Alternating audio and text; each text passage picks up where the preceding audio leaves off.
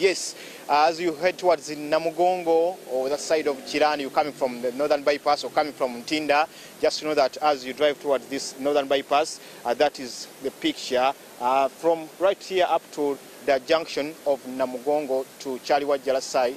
Chaliwajja towards the Namugongo side, that's how the flow of traffic is looking like, and has been worse for the few minutes I've been here. I've been seeing many people coming from the direction of that side of Chisasi using this northern bypass, still also having challenges. But for now, at least coming from the Chisasi side, connecting towards this area roundabout is now relatively better.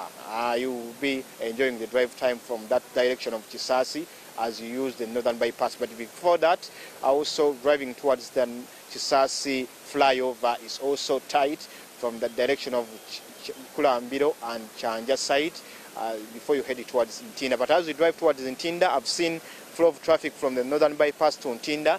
It has been clear for the few minutes I've been coming from that direction, as well as you who is connecting towards this northern bypass coming from Ntinda using that side of Chambogo, where I've also connected to this particular place. And finally, you who is heading towards the direction of Nambo, the Weyogedere side, coming from this particular side of northern bypass is also too clear for you until you reach that Nambo side to facing the direction of where you get it. But the riders coming from that direction have told me it's also not too good that side. It's back to school time. If you're students, you're pupil, I want to wish you a good time as you begin your journey. And if you're a parent driving your children to school and you're watching us online, I wish you a safe journey. And remember, overspeeding kills. Just maintain your space as you drive to and from that school. Stephen Ibino Fefeso Chuga will now hand you back to Priscilla Regina with more conversations here on Morning at NTV. Well, thank you so much, Stephen, for that traffic update, of course, showing us how influential the education sector is going to be now moving forward regarding our traffic jam. We've been enjoying some smooth traffic, but now you have to wake up a little bit earlier in order to navigate that particular traffic jam. Also reminds me of the days at school. I remember we had to be in class by 6 a.m. Back in the day in my primary. My father would drop us by 6 a.m. so would help us go opening classroom by classroom on every single block, you know, just co-curricular activities as we waited for the rest of the school pupils to come and join us for the day's affairs. Anyway, away from that, in our Kickstarter this morning, we're going to be looking into the delayed government agencies rationalization plan, to which you do have the parliamentary NRM caucus having met with the national chairperson of the party, and they made some resolutions here and there to support it. You also do get to look at the Terehesita 43rd anniversary celebrations coming through, and here in Morning at NTV we want to look at the merger between politics and militarization ahead of that. And to have these conversations, I'm joined by Sheikh Kasim Kamgisha, Deputy RCC to Nakawa, to give us analysis on that, and of course Joseph Ochenyo also. He is a political analyst and he has his 2 cents on the matter. But I'll start with the Deputy RCC. Good morning to you. Happy New Year. Happy birthday in advance, or the birthday still has some time? It still has some time. Yes. Okay, glad to have you back, Sheikh. Thank you very much, Regina. Good morning to you and our viewers outside. Happy New Year. Merry Christmas, by the way. Oh, Merry Christmas to you too for 2024. Okay, from what we have just seen with the state of traffic within Nakawa, I know that it borders your precinct of duty, and so we wanted to find out from you, as far as the school term reopening is concerned, what are the preparations, any hiccups you expect or have seen building up towards this? Yeah, by and large, we are prepared for the going back to school for our kids. As a government, there is heavy preparation in terms of schools starting, because teachers have to be there and they will be there. And number 2, as security personnel, we have had for the last weekend because going back began for some schools last weekend, other schools this weekend. So we had deployments on major roads, major highways, because we know some people are rushing to catch up with the school programs. So we have deployments, and of course our covert teams are also on the ground, because this could be a time when subversive forces would want to cause mayhem. So we are largely prepared, but of course we have to work with every stakeholder, and every citizen in this country is a stakeholder in preparations for going back of our children to school. Okay. But by and large, the country is prepared. We are secure, and our kids shall go and have a successful term. All right. Speaking of stakeholding, as Ugandans, we have a stakehold in the governance of our country. And one of the things that have come out in most recent times post-COVID-19 in order to manage the economy and keep it afloat is the fiscal policy. And with that has come the rationalization of our MDS. Yes. And that has been received with mixed reactions, both from the public side and the private side of business. But we want to find out from you in regards to this idea, where do you stand? Is it something that is going to help us manage our public expenditure as a country? Without a doubt. You can't fail to have doubting Thomases at every beginning of every attempt by government to move in a correct direction. But from my side and where I sit, I believe the merging of various agencies, because we shall be having 33 going back to mother ministries, we shall be having 35 merged into 19 agencies, then we shall be having around 80 remaining semi-autonomous. I think, in my own opinion and opinion of the government, it's a good move in doing two things. One, in reducing government expenditure on administration. That's number one. But also number two, in fortifying the performance of government agencies. All this is aimed at doing one critical thing, driving our country towards a desired socio-economic era as a nation. Me and you agreeing, and the viewers, we have a lot of expenditure in government administration. We have duplication of services. And therefore, whereas people can doubt, but the fact is we have to have a reduction so that we can consolidate and save this money. The president was making his speech a few days ago and pointed out that when we achieve this rationalization or merging process, we might be able to save around 1 trillion. And if you look at 1 trillion, it is what has been, for example, invested in the PDM. So if you have got 2 trillion saved, then you are sure that you have some money to inject in programs which can create and generate wealth for our country, and that's a growth in our economy. Okay. So I'm very optimistic, and I can assure you of two things. One, there is preparedness from two arms of the government. There is preparedness from the cabinet, and you know cabinet is major is to direct government policy. So the government policy here is merging or rationalization of agencies. So cabinet has directed, but also cabinet has got a role of ensuring that it presents bills to parliament for discussion.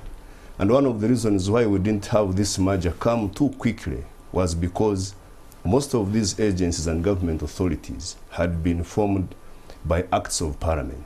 And so you can't wake up one day and scrap off.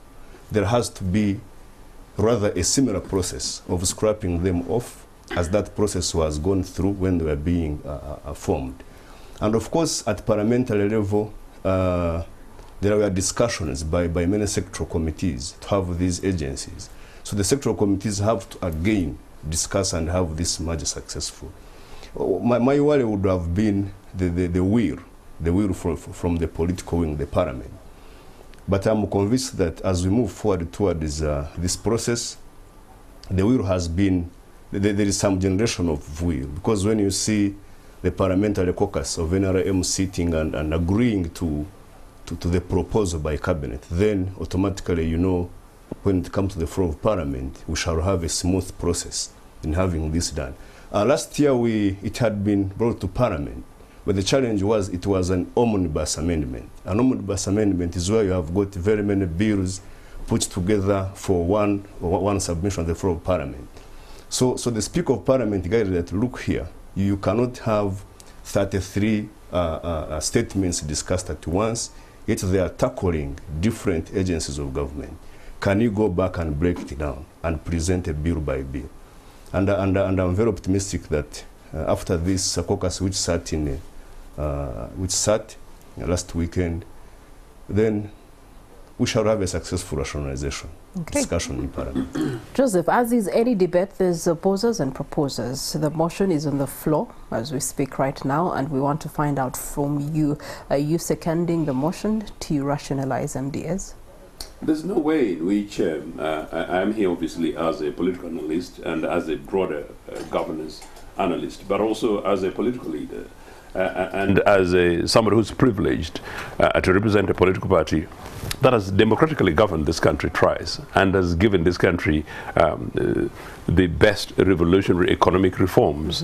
I will have an opinion, and there's no way in which I would second an experimental proposal being put on NRA. The only thing I could say is that, yes, it's a bit of a relief that common sense, after 38 years, these NRA guys have just suddenly realized, and Kasim has just confirmed, that the mess they've created in the breaking up of our systems that we founded was costing this country, on average, 1 trillion Uganda shillings per annum.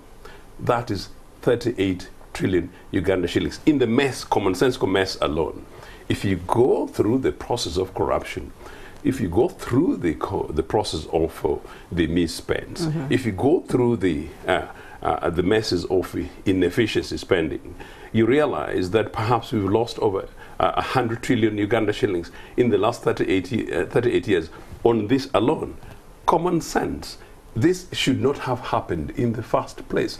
What went onto the heads of Mr. Museveni and his advisors, what went onto the heads of his friends who advised them from abroad to break up our systems, to break up our departmental arrangements with the ministries. Of course, part of it is to create patronage ministries, including Ministry for Luwero until tomorrow. You know, others is basically to break up systems that UPC built, including our commercial banks and different kind of institutions, up to and including creating an agency for road maintenance, and you don't know what is being done when you come from Kisasi this morning shaking on the roads. You suddenly realize these things did not need to happen anyway. So therefore, yes, in the broad sense, Kasim, this is a step too late. It should not have happened, but it should happen. So in principle, from my perspective as myself, you know, I would say that, well, you know, we need to make sure that we do these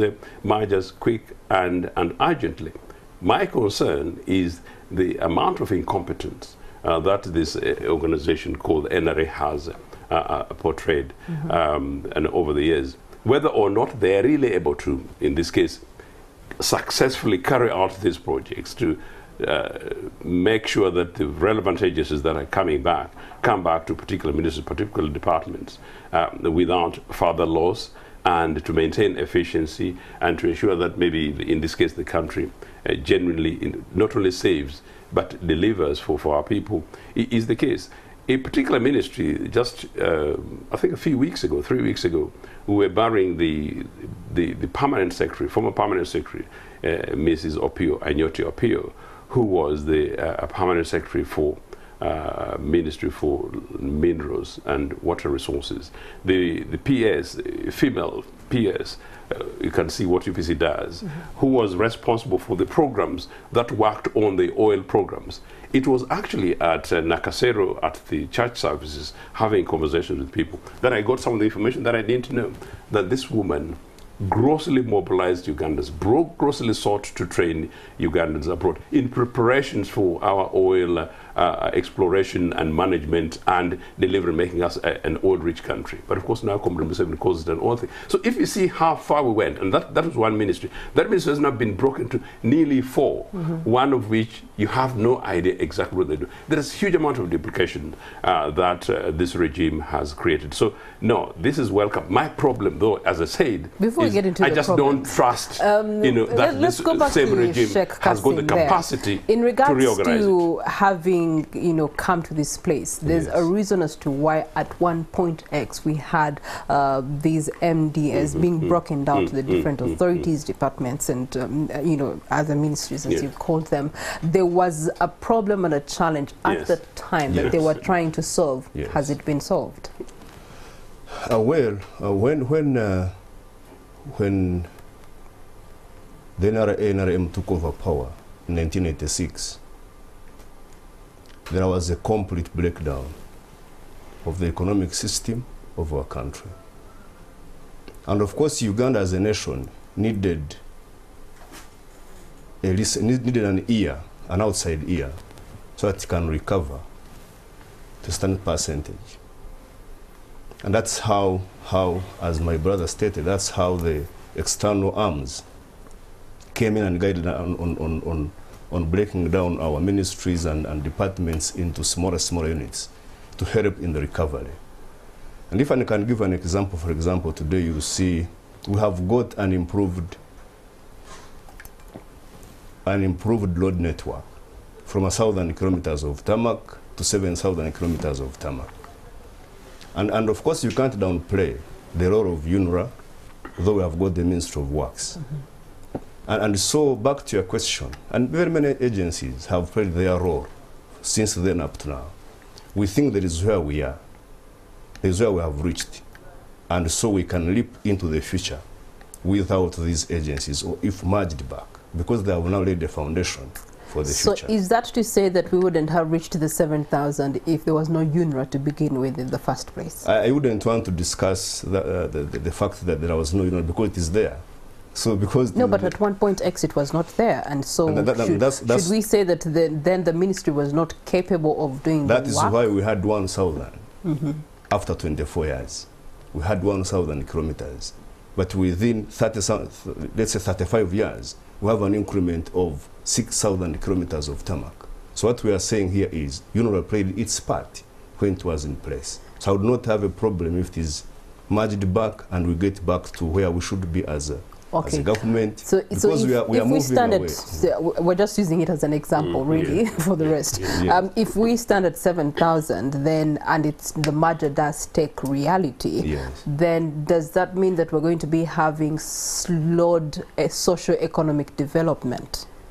Not really, because we are saying, can these come back to mother ministries? Then they come back with the expertise they have, they come back with the personnel they have, though of course screened personnel. Then they come back with the feasibility studies they have done, then the ministries pick from there and we're able to move. So I'm not anticipating a slowdown in the socio-economic progress. Actually, I'm looking at having a double, because then you no longer have duplication, you no longer have bureaucracy, you no longer have, you have a quite firm control over the activities of the agency. Then the ministry takes over supervisory role, and I think we shall be able to move quite quicker than we are moving at 7,000 kilometers, as an example. Is this true for you? Does that argument hold water for you, Joseph? It doesn't, and it's shocking. It shouldn't hold water for him. In a country and in an era where things are more fast-paced than was before, before these breakouts did happen, where does socio-economic development stand, and at what rate will it stand? You know, the figures I gave that Kassim offered the citizens of this country a short while ago should basically explain the myths around socio-economic development. But I want to say this, that it's extraordinary that we have to get foreigners, and this is an NR regime that claims revolutionary ideals, to help them to break up, for example, in this case, our transport ministry, and kill it in order to create some thousands of roads. Granted, if they created those roads, I don't know where. In my Tororo district, I am part of a campaign at the moment, merely to tarmac Nagongera Road.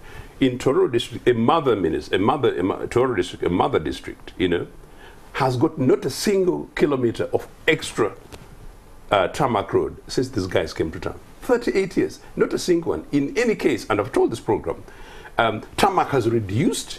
In my Nagongera town, which we had a privilege of about a mile and a half kilometer, it is none. Now, if, for granted, some roads have been built, granted, that is true, but where are then our railways? Because Minister of Transport, where then our railways? Did these guys take them to the bush, or where are they? Or did the so-called foreign friends of them take them? Where are buses? Where are basically organized transport networks? Where's our airlines? Where are organized waterways? Of course, they can talk about the airlines for which the chief executive officer was a controversial element. Water vessels. You know, so you can go on and on. No, you know, internal reorganization, even if it was actually the Nation Media Group, is a huge project. Usually very expensive, usually very costly. Usually people in other countries and organizations, and have been part of internal organizations, people commit suicide. All sorts of things happen mere one organization. Now you think about one ministry, and then you think about an entire government, and then you think about government agencies and departments. It's an extraordinarily huge work, and I'm saying that it should be done is long overdue. I just don't know whether the NRA guys have got the capacity to do it, particularly considering the second part of Kasim's suggestions that they had to get foreigners to come and do it for them. So but on the quick one, the socio-economic thing that Kasim is talking about, it's not true that Uganda was a failed state. Uganda had difficulties between 1985 July and 1986 January, 6 months in which NRA and their friends messed up Kampala completely. But between 1981 and 1985, I'll say June, July, I can say on and on. Uganda had a massive transformation in our economic, transformation in our health, education, our public service, including road networks, you know, across the board, including in governance and including in parliament. But this sort of is where we are. I would advise these guys, though, that they would make this conversation slightly much more public. And if Mr. Museveni had some kind of humility, he would engage the country, and so therefore it would be a cross-political conversation, because this is our nation at stake. That we have having conversation about, and the monies involved are actually our national monies. And to suggest that, therefore, that NRM Parliamentary Caucus has got to do it. And that's why I was going to say, that perhaps you engage the country through those that represent the rest of the country. You can't have all of the country at the State House for those debates. But Sheikh Kasim did mention that we are prepared for it. He did mention that they have to, they're ready to look into the bills and acts that have to be amalgamated in order to get this boat rolling. However, you have mentioned that having been a part of some organizations that have had to go through this internal transition, what would you suggest be the ways that it is handled in order to be effective at the end of the day? It needs leadership. I don't know, and maybe Kasim can tell me. I actually don't know the minister responsible for this reorganization. If I was advising Mr. Museveni for free, I normally do, maybe a minister of public service of some sort would take a lead role in this. There's no minister for planning. Maybe Mr. Museveni does the planning in the State House, but maybe minister for public service, and maybe some rather solid PS. If there's a permanent secretary, possibly who was formerly UPC and was grown through UPC administration, things like that, and is a technocrat civil servant, would be able to do that. Academia these days, most of the academic guys, very much cadre, including many vice chancellors, sometimes actually feel sick about it, but maybe some academic technocrats involved. And perhaps, yes, some people from the political elite who are not patronage job-seeking people, they would actually help, if you like, on the leadership of that. Because I said it's actually a big job, and I just suspect and read my lips, if it's done in the partisan political sense, it's going to be fudged, and again we're going to be losing a lot more money, because it's generally a very complicated thing. But Kasim's right to an extent. Of course, one of the advantages beyond the fact that they shouldn't do it before, I mean, they shouldn't have broken it up before, is that skills get re-emerged, waste is identified, efficiency tends to come at the top, and at the end of the day, services, when planned, get slightly much more mainstream. Because at the moment, I don't know on average, the civics that I studied, how many young average people, even in O-level, can tell not only how many ministries, but who's the minister for what. They can't count them out of 10. So those in itself, in public, in the face of the public alone, is just not good enough. So from a governance perspective, the fewer these are, the better. But of course, it's going to be also reducing cost, because one of the biggest challenges we are facing as a country is expensive public administrations. Of course, Kasim knows that if a UPC came into government, I would perhaps wouldn't have a job, because I would reduce the number of districts, I would reduce the number of district commissioners, I would reduce the number of ministries, quite rightly in this way, and departments. But how it's done is extremely important. I will ask Mr. Museveni, let there be fewer political heads, but more technocrats, except that after 38 years, I don't know how many competent technocrats, I'm saying this without prejudice, are actually there to go into this project. I just hope and pray that he does not again waste a few $100 million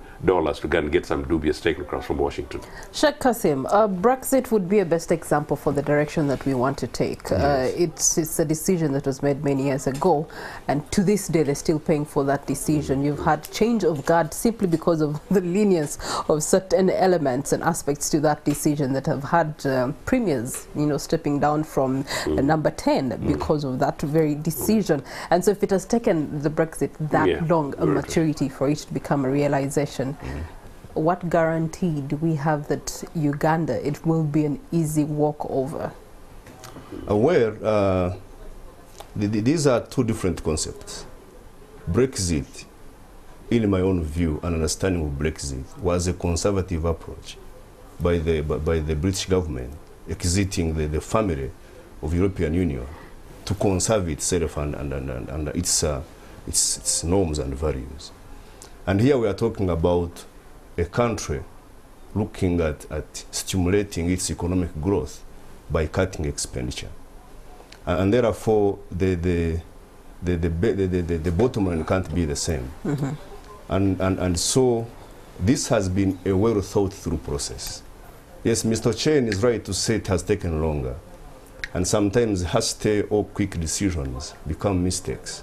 So to avoid mistakes, it took longer to study, analyze, make a conclusion.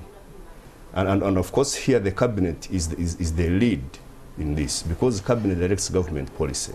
So the cabinet has taken time, has in my understanding and public understanding, it has employed technocrats, which my brother is refuting. Technocrats who are Ugandans to benchmark outside and come up with a direction. And therefore, without fear of contradiction, this process of merging government agencies into ministries, and some of them compressing them into 19 out of 35 then semi-autonomous, shall be a success, because it has been studied very well, it has been given much time, and of course I doubt why Mr. Ocheni says we don't have leadership towards this. You don't have to see everybody taking lead, but when you see cabinet guiding a policy, they are working under collective responsibility, as enshrined in the Constitution. So there is leadership by cabinet, and the Minister of Public Service, or the Minister of Public Service, is in the lead. And when it comes to matters of bills in Parliament, you have the Attorney General, very well equipped, and so there is no fear that we shall have an unsuccessful process. My conviction is that the merger will be a success, and the country will cut costs, and we shall have a saving of over 1 trillion, as mentioned by the Chief Executive of Uganda. Speculatively, when you say the word success, in how long do we expect to see this success? Yeah, of course, the success of these mergers is largely dependent on how expeditious the Parliament of Uganda will discuss and conclude the bills. Because you're talking about 33 agencies to be merged, so you're talking about almost 33 bills to be discussed in Parliament. So if we put pressure on Parliament as a citizenry, so that it can become very expeditious in discussing these bills, then I think next financial year we should be able to kickstart. Next financial year, Yes. Sheikh, let's be realistic. Next financial year is already done and dusted because the proposed budget's already being reviewed by different committees. So that's unless you are saying so next financial year you're referring to 2025-2026, I presume. Unless we are saying that we have had our eye in the budget and we are not seeing the consideration of this merging, but if there is a framework for them, then I have no doubt that next financial year we shall start. Okay. Yes. What other issues do you hope, away from the administrative cost to the public, what other issues do you believe that this rationalization process will actually heal? There could be many, but I will point out one: a duplication of services. Whereby, for example, I want to give an example from the Internal Affairs Ministry. You'll find you have NIRA is an agency, it is issuing national identity cards. Then you have got a passport control, it is giving out passports. But this is work which could be done by one agency if they are merged together. So for me, I think duplication of services will reduce, and that will save a lot in terms of time spent by people to move here and there while pursuing one item at a time. Okay. All right. Joseph, your closing opinions on this discussion? I'll just help one very specific one, actually irritating using that there is Ministry for Security. I think we had a conversation in this program. Is it Ministry for Security? Is it Ministry for Internal Affairs? Or is it Ministry for Defense? It's a well overdue process.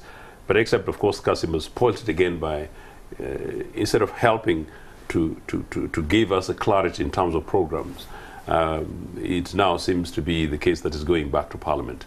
The legislative process should not be the problem. The problem should actually be a clarity to the citizens of this country that we've decided to reorganize government, to reform government, to recognize that we've been having public waste and people have been crying, and these are the stages, these are the processes, these are the major considerations for reforms. In any case, other than the reform processes, citizens need to be informed about many of these things. It should not be a conversation around boardrooms, like around ourselves. So but whatever the case, anyway. My senior brother, yes. Quick one. Are you suggesting that in this process of merging, Parliament doesn't have a role? No. I said their role should be a matter of formality. We pay them quite hugely to be able to do that. To quickly do that. To quickly do that. All right. The issue is whether or not there's sufficient citizen involvement. In any case, they're the ones who've lost out, and they're the ones who actually, even after these reforms, they'll be benefiting. But again, they'll be the likely ones to be much more confused, particularly when it comes to services and inconvenienced also at the same time, because as these things happen, you step into the office, and today it was handling something else. Tomorrow they tell you, okay, we can't handle that in the meantime because of process A, B, C, D that is supporting the rationalization. So at the end of the day, I guess what we're trying to simply seek for as the public is a holistic roadmap towards the realization of the rationalization plan by government. We're going to take a short breather. When we return, the 43rd Terehesita celebrations are upon us. The merger between militarization and politics. Return shortly. Morning at NTV. Good morning to you once again. Thank you so much for continuing with us on our Kickstarter. Now, switching gears to Terehesita celebrations. The 43rd anniversary celebrations are upon us, and we're going to still be having the same pundits, Joseph Ocheno and Sheikh Kassim Kamgisha, giving us an insight into that. But of course, in relation to the fact that our security has been shaken up a little bit in recent times, the gun violence is increasing. Just last week, 2 of our colleagues in offices here in office actually had an insecurity case, and today they're suffering at the cost of that. So it begs the question, is the country safe and secure after all as we have these celebrations? But to understand the backbone of the Terehesita journey, Sheikh Kassim, could you elude us on that? 6th of Feb commemorates a day when 41 young men armed with 27 guns attacked Kabamba, and therefore launched a protracted people's struggle about a failed state, as I mentioned earlier, which after 5 years we had the overthrow of the government, and the NRM government took charge. And so we are commemorating a date when the people of Uganda, through that smaller group of young men, said enough is enough. We have to determine where we are going as a direction. And when you look at the theme of this year's celebration, it is celebrating the people's struggle for peace, security, and unity. Why before that time, insecurity was the order of the day. The country was divided along political divide, built on religious inclinations, and there was no guarantee for tomorrow by a citizen. So today we are commemorating the date when Uganda began seeing the unity, the light of unification. When Uganda began seeing the light of security and the peace we're enjoying. That is why in 1986, when NRA took over power, its governance approach was broad-based governance, whereby people from different political affiliations, and Rocheni will agree with me, that the senior ministers in the first NRA government, were picked from the political divide of the country.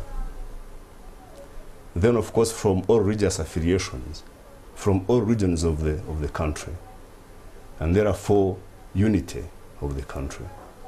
Of course, from 1986 up to date, we have had relatively, I can call it relatively, because security, you cannot have 100% security guarantee.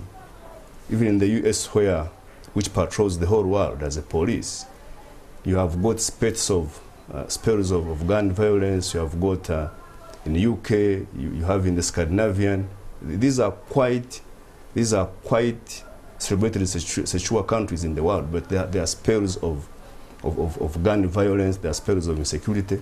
Uganda has relatively taken a very big stride in terms of security of our country. Border to border, I have a guarantee that I can start my car at 1 a.m. in Kampala and I be in Busia or in Tororo, it's a border district. By the time I reach there, and I have an assumption that I'll reach there safely. I have an assumption that I can move from Mutukura border to Vura border at night and I reach safely. That one is security and stability. So, commemorating this Tarehe Sita, the 43rd, is a reaffirmation that we are committed to ensuring that we remain united as a country, remain secure as a country, but also not forget the aspirations of the population, which include socio-economic transformation, whereby you cannot have a transformation, social and economic, unless you are secure, unless you are stable, to be able to do business, to be able to trade, to be able to fraternize freely, so that you can pursue aspirations. So the Tarehe Sita celebration is inevitable, and I want to congratulate the UPDF, the leadership of this country, for having thought of launching the attack in 1981, but also standing by what they came to offer Ugandans up to date. Okay. Joseph, on that note, what are the positives that we can look to and pick out and say yes for this, as far as security for our country is concerned? 43 celebrations later, there are positives that continue to be around us. Priscilla, you're a journalist, and so it's your job to be as provocative as you possibly can. Now, on the basis of the submissions made by Kasim, first of all, I want to suggest that it's not true that NRA on February 6th, 1981, the combination of this dubious NRA RPA guys were only 41. There is evidence that there were thousands with the guidance and organization of Mr. Museveni and his team, one. Number two, there is no suggestion that the 27th thing is basically a fudge, to pull the heads and minds of Ugandans. There are more guns elsewhere, including some of those on specialists, including the guys like Jeje Odongo, who continue to enjoy the privilege of terror, as a government minister under NRA. That's what they did in 1981. Number two, is actually also not true, Kasim, to say that these guys went to the bush in 1981 January, to reclaim this country. Elections had just had taken place in December. There's a new government which was hardly 2 months. How you assess that government of 2 months on the basis of what Kasim is saying is absolutely untrue. And number 4, the 41 people representing, quote, the people, list their names and we see who these people were and who they're from. We want to know how many from the north, how many from the east, how many from central Uganda, how many from the west proper. You said, do we have time for that? We can list. No, without prejudice. This is a combination of people who mobilize themselves for a very specific project. In any case, some of them actually, I don't want to know. I don't know whether Kagame was one of these people and where is he now. Just as a matter of interest. Look, these guys launched a criminal, brutal war against our people in Luwero, and it is something that should not be celebrated. It is something that these guys need to ask for forgiveness from the citizens of Uganda to say that you did that, you achieved your way, in a particular way, but we should move on. One, it is not a national day. It should not be a national day. It's an NRA UPM RPA day. Number 2, national resources should not go onto this. And by the way, on this, I'm still generally very, very serious. The fact that our country continues in poverty, and I've been receiving SMSs from the other day for people who are taking back their children to the school they can't afford.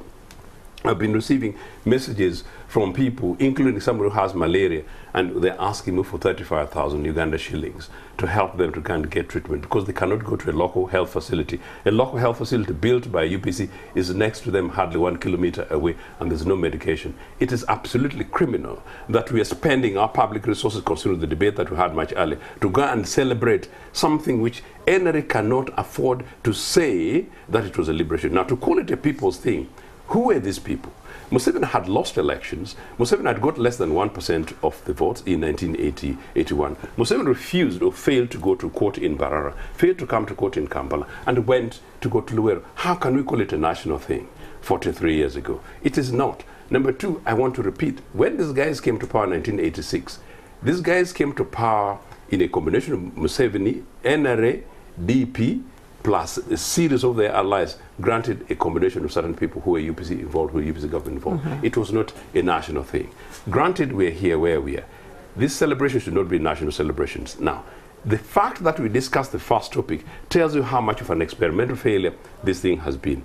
I think historians, when they begin to review the events of 1986 in 81 February and the events of 1981 and 86 January 25th, which they pushed to 26th because they didn't want to have the same day with Idi Amin, they realized that, well, this has been the most tragic days in the history of our country. Okay, all right. Sheikh Kasim, what is the future of democracy in alignment with military, assistance?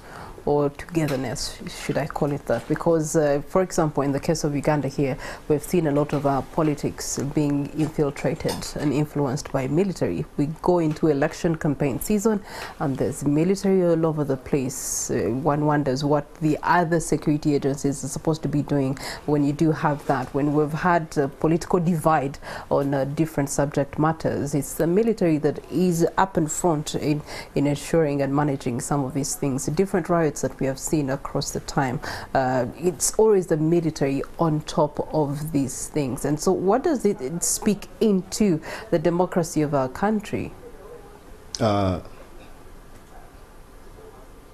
Understanding this needs us to look at Africa as a continent first. Then we break ourselves down into Uganda. One, research shows that over 70% of Africans believe in democracy.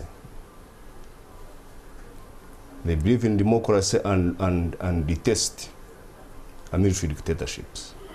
Good.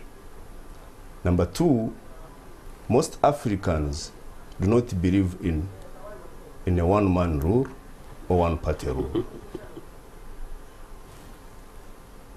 However, there are fewer Africans who believe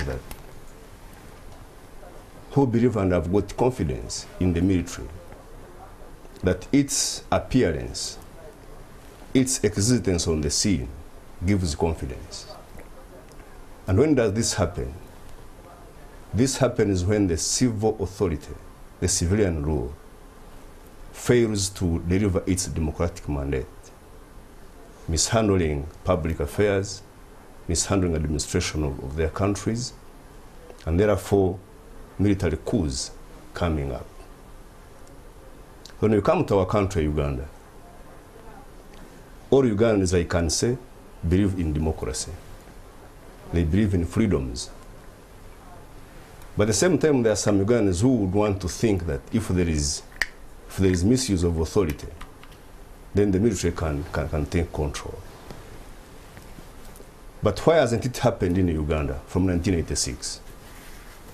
It speaks to one important item that was missing in between 1962 to 1986.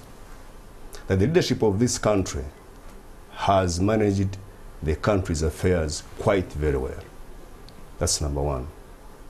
Number two, relatively, administration of the country has been satisfying to the eyes of the bigger population, and that is why ever after 5 years there is periodic elections whereby the military is not the electoral commission, because we have never had EC offices in Mbuya, and we have had, for example, in Nakawa division, where we have got headquarters of all security installations, largely under opposition. And so Uganda has, in terms of administration, in terms of civil leadership, has given satisfaction to the population and the military that there is no need to intervene in the affairs of the country. You rather stay in the barracks, play a very silent role as democracy takes its shape. So it would be very wrong for someone to suggest that democracies in Africa and in Uganda are being championed by military. Whereas you might have a retired military leader, General President Museveni, but it's not that because he's a military man, he's in charge. It's because the people have given him mandate after every 5 years democratically. And so I don't see an intertwine between the politics and the military of our country. Okay. All right. Well, thank you so much, Kasim, Kamgesha, Joseph.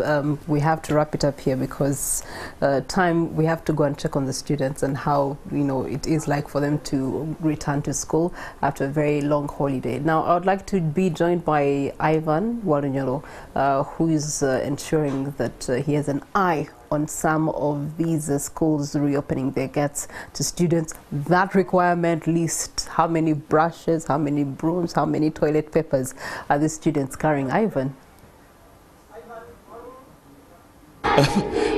Priscilla, good morning, and I'm coming to you from Tom and Jerry Infant and Primary School here in Katavi Town Council, of course. But we're speaking about the reopening of schools. As we speak today, of course, the learners have to go back to school after close to 3 months. And where I'm standing right now is a simple parade you're seeing. I know you have done this when you're in school, and I did the same.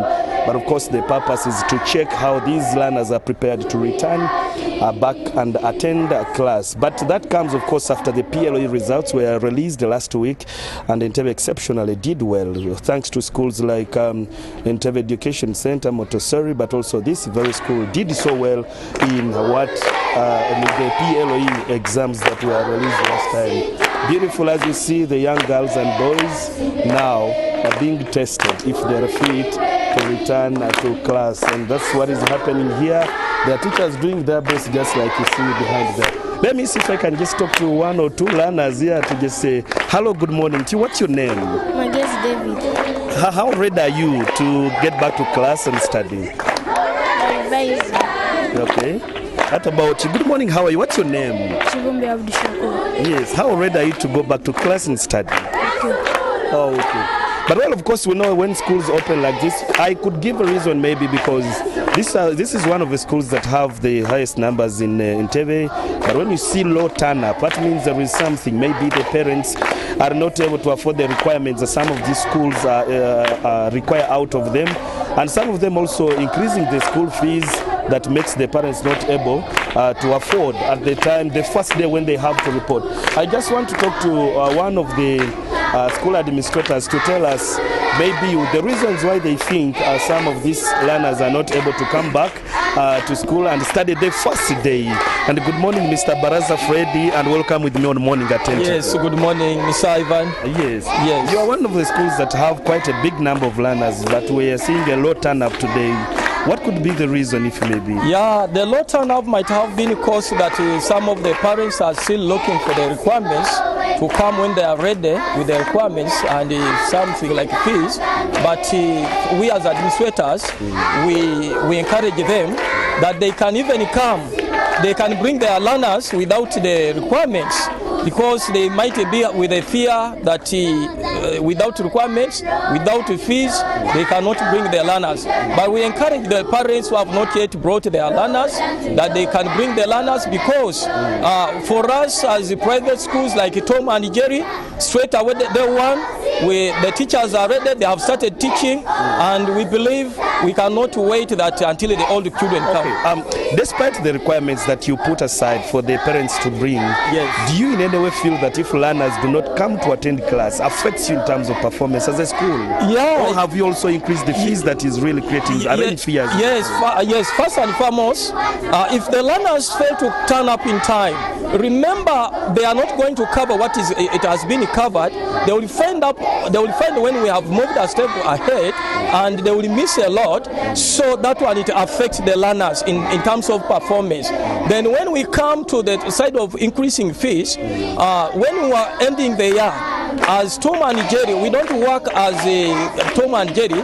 We have parents. We call the meeting. Okay. Yes. I was also going to ask you. Yes. Are you a part of the schools that have increased the school fees? And maybe yes, we increase some little fees, but through parents, not as we as administrators, but through parents. Yeah, parents, we call the parents meeting, and as parents they had to agree on how much they are able to pay. I'm giving you 30 seconds. So what is the plan for this new year? It's a new term. In 30 seconds only, and we hand over. Yes, the new year we are promising the viewers, the public, as Tom and Jerry, on the side of results, we are promising 2024. It must be as usual. The performance will be so colorful, and we make sure that everything. Are you contented with the performance you had? Just 15 seconds. Yeah, the performance we had, it was so good, and we hope to perform better than what we performed. Yes. Okay, we'll leave the conversation here for time reasons. Yes. I am told we need to hand over to Stephen Mbide. Yes. But thank you so much for making time to give us an update. Yeah, thank you, Ivan. NTV, thank you for considering us. I say NTV, thank you for considering us. Okay. Thank you so much. Okay, well, that is one of the school chiefs just giving us a hint of what the first day will entail. But like I earlier said, the young, beautiful girls and the handsome boys are here, just of course showing their readiness to go back to class. But for this time, I want to hand over the conversation to my colleague Stephen Mbide, who is Stephen. You will tell us where you are and of course what is transpiring that side, but you can pick it away from me. Stephen Mbide, can you hear me?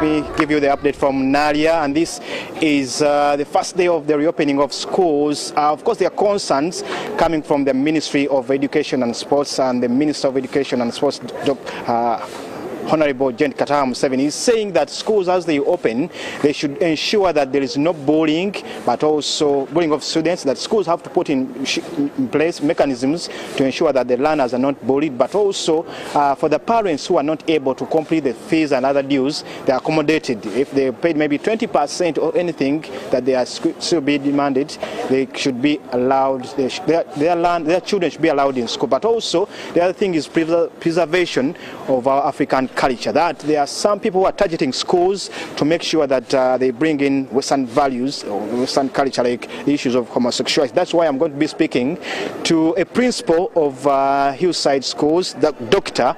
Okia Henry Stanley, about the opening of the schools and some of these concerns from the minister. Good morning to you, Doctor. Good morning. How are you, sir? I'm okay. How is everything going on? We are okay, and we want to understand from you, as now you're getting busier for the reopening of schools. I want to understand, first of all, how ready are you to make sure that, yes, you go on with the learning? Children have been away for 2.5 months. Yeah, students have been away. Actually, for us, the pupils have been away for the last 2.5 months. And all of them have been eager to come back, and now time has come. The parents have brought children. And again, following what the ministry advised us on the stagger opening, the students started reporting on Friday. We had our P7 in the boarding reporting, then the P6 reporting on Saturday, and yesterday we had the P1 up to primary 5 reporting. Today we have all the school, even those in day school, for us here in the Hillside Primary School, all the children are reported. Tomorrow we shall have those in the nursery school reporting. Concerning those things you have said about bullying, first of all, in the primary sector, there is always no bullying really. Children interact with each other. There is no bullying. Even in the dormitory, they don't have that kind of thing. I don't know how that one has come. Maybe it is not. Maybe it is seen in particular areas. But in primary school, what I know, there isn't bullying. And the issue of now, the issue of homosexuality, parents, especially, I would want to talk here. Parents here have been concerned and trying to make sure that their children are not diverted from their norms of belief, of trying to maybe to say when you do this you'll become this. No. How should other schools safeguard against this? Because it's a concern from the parents but also the ministry. Yeah, one thing is, let the parents know that yes, there is the Western way of looking at things probably, but here in Africa, our culture is very strong.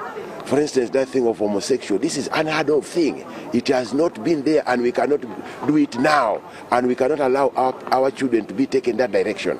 Yes. There are also concerns from the parents. I spoke to some that when I was coming in here, I found some and asked them, what are your concerns as a parent? As schools open, they are saying that they've seen of recent, especially like previous term, school fires were breaking out in schools. And this is a concern as a parent gives you the trust to keep her child or boy or girl. But the issues of fire, how should schools safeguard against fires? Because even the report was also released last week about the concerns and the status of school fires. About the school fires, yes. When you hear that a school has caught fire, there could be very many things. Like for our case here, we don't allow any cooking materials in the dormitories, because if you look at these fires, don't catch place in classes, but it happens in the dormitories. Why? You could find out maybe even matrons can try to cook anything, and that you can live with maybe flat irons. Here we make sure those things are not done. Even pressing of children's clothes is done outside and on the guidance of the matrons. So that can also happen. But of course, you hear people saying maybe now because of competitions, this kind of thing is coming. But I think it is better to have a healthy way of doing business. Okay, and finally, briefly, is about issue of school fees regulations. Parents are concerned that this is also keeping away their children from school. As far as we are concerned here at Hillside, I'm a principal. When a parent comes and says, I have not paid fees, but I'm going to pay fees next week, we have been with them. I know some of them are salary earners, some of them are doing business, but maybe the business is doing well. We have always been accommodative. We allow them and they pay the fees. Other schools can copy. We allow them. So I don't know what happens, but as far as I know here, we allow them at least. And other schools will copy that, right? As schools open, I would advise that, first of all, we adhere to the regulations in the Ministry of Education. Like those very things which I've talked to, work hard and see that children are comfortable at school, the teachers are doing their work very well, we cooperate with the parents and provide good job. Thank you so much, Dr. Okia. Henry Stanley, the principal of Hillside Schools here in Naria. Of course, you can see parents are already registering their children who are beginning this term. And wherever you are, if your child is still at home, I know the parent of yours is also trying to see that you get to school. Stephen Imbido on Fefeso Chibuga, handing you back to studios.